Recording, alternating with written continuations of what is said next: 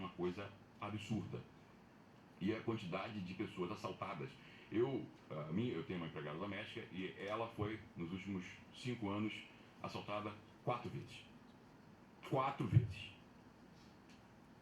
Pessoal, a dona, 4 vezes. Roubou celular, roubou isso, roubou aquilo, roubou relógio. Ela está vendo, ela está olhando.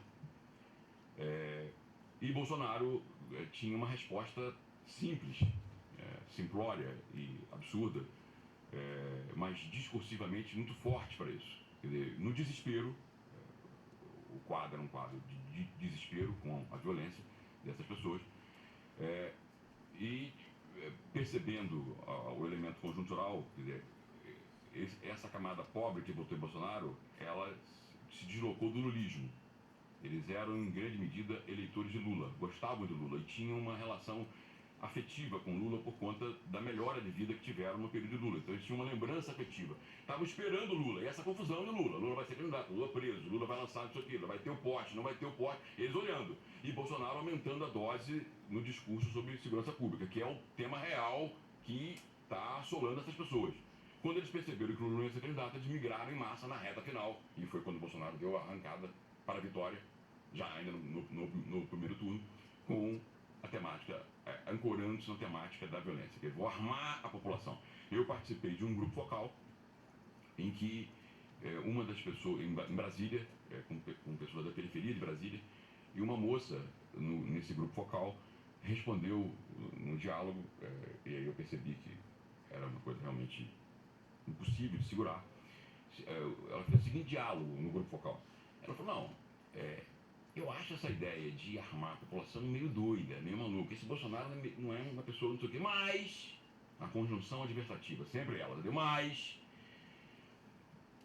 eu pego o ônibus 5 horas da manhã, 5 e meia da manhã, moro na cidade satélite, para vir trabalhar em Brasília, e já vi vários assaltos no ponto de ônibus. Eu fico pensando se essa lei Bolsonaro, imagina, lei Bolsonaro, só não tinha nem sido eleito ainda, se essa lei tivesse em vigor, se o ladrão não pensaria 2 vezes em nos abordar porque ele teria dúvida se a pessoa está armada ou não está armada. Eu falei, pô, o Bolsonaro vai ganhar as eleições. Não deu outra. Então esse é o terceiro fator.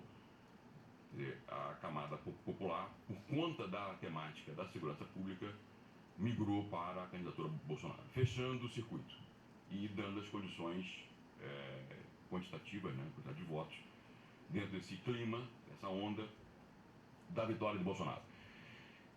Então, essa é a primeira parte da minha fala. Quer dizer, o que fez, do ponto de vista funcional, a vitória de Bolsonaro? A minha leitura é que foram esses 3 movimentos. Mas, e aí agora eu passo para a segunda parte da minha fala. Quer dizer,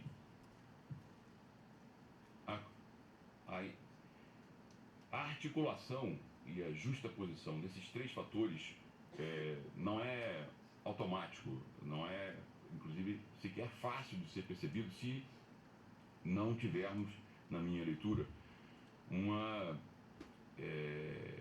compreensão de que esses 3 movimentos fazem parte, na verdade, de uma estrutura profunda que, na verdade, marca o colapso de um sistema e de uma época, que é a nova república.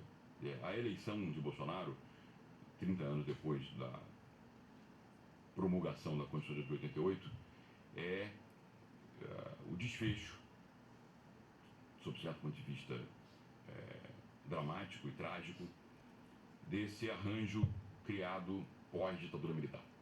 Esse pacto, entre aspas, muito entre aspas, social-democrata, que orientou a vida institucional do país.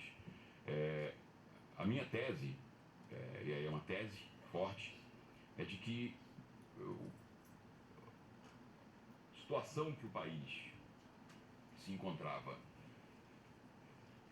em 1988, quer dizer, em meados da década de 80, é a situação descrita pelo meu querido amigo e colega sociólogo Jessé Souza como a de uma subcidadania.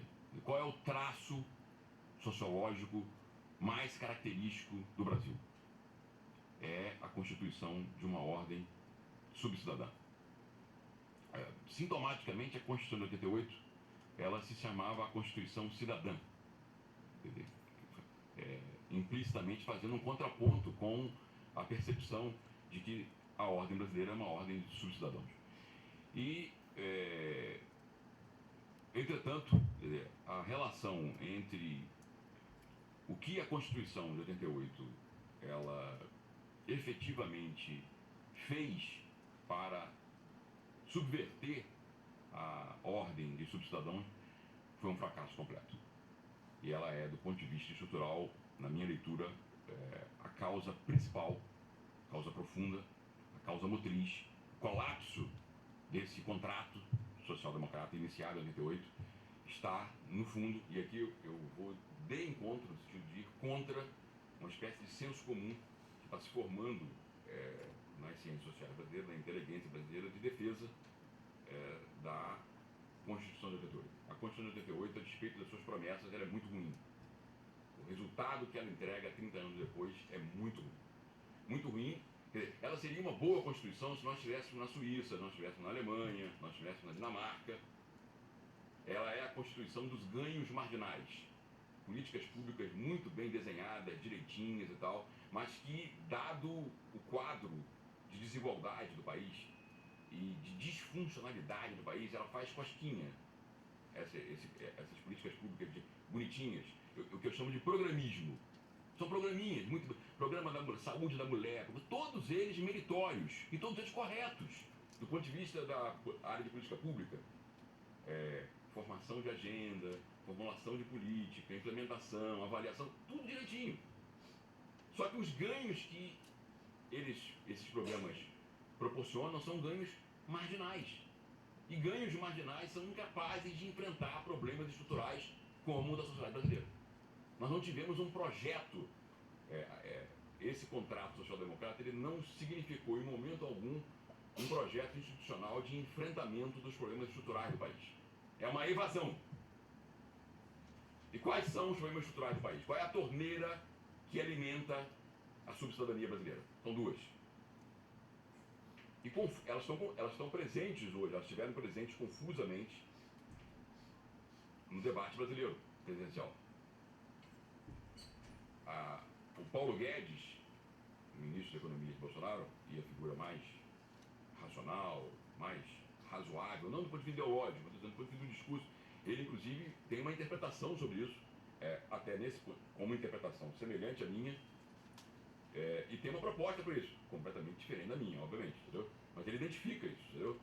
Que ele chegou a usar isso, quer dizer, ele diz a lenga-lenga da social-democracia brasileira, que na minha linguagem, é o weimarismo tardio, entendeu? O que é o weimarismo tardio?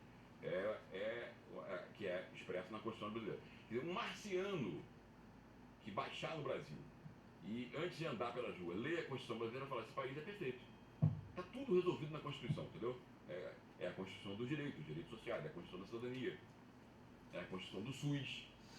Eu sou um defensor do SUS. Eu tenho, por um lado, eu acho o SUS uma construção institucional fabulosa. Mas ninguém quer ir para o SUS. Já perceberam que todos os defensores do SUS, ninguém usa o SUS. Porque o SUS é um açougue. É uma desgraça o SUS. Ninguém quer ir para o SUS.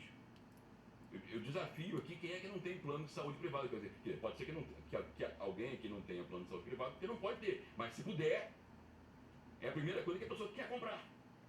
Para fugir do SUS. Que é tido como a grande obra da Constituição de 88. Isso é para mostrar para vocês concretamente a loucura. A loucura que a gente está. Que é o discurso. Na ordem do discurso, o SUS é fantástico, é perfeito. E é mesmo, é uma grande construção, inclusive institucional. Do ponto de vista das políticas públicas, o principal problema da Constituição de 88 foi a descentralização.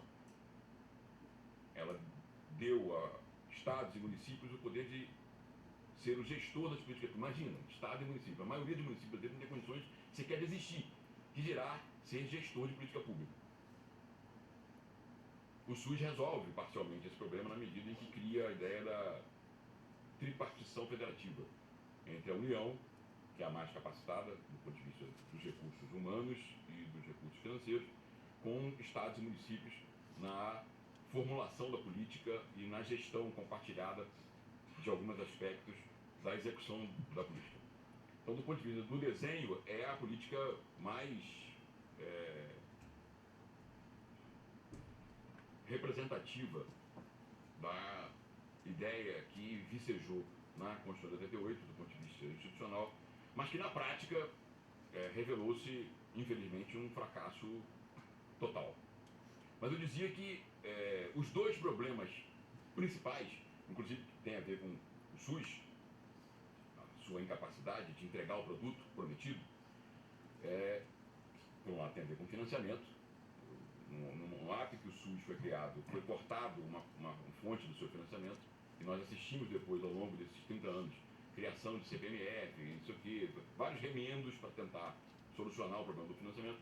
Mas por quê? O problema do financiamento do SUS e do Estado brasileiro, desse contrato, entre aspas, social-democrata, ele tem um problema,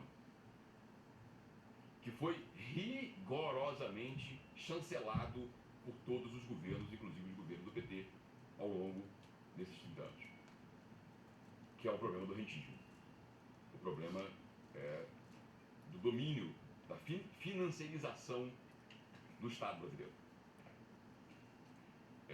Do ponto de vista absoluto, nós passamos em 1987 de 2% do PIB para 7% do PIB com gastos absolutos, 5%.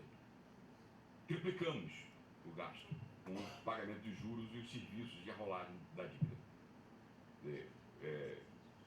Algo em torno de 45% dos recursos do Estado brasileiro, claro, isso tem com compra de títulos, vendedor, mas 45% do tesouro, de tudo que o Estado brasileiro arrecada, está envolvido com operações ligadas ao rentismo.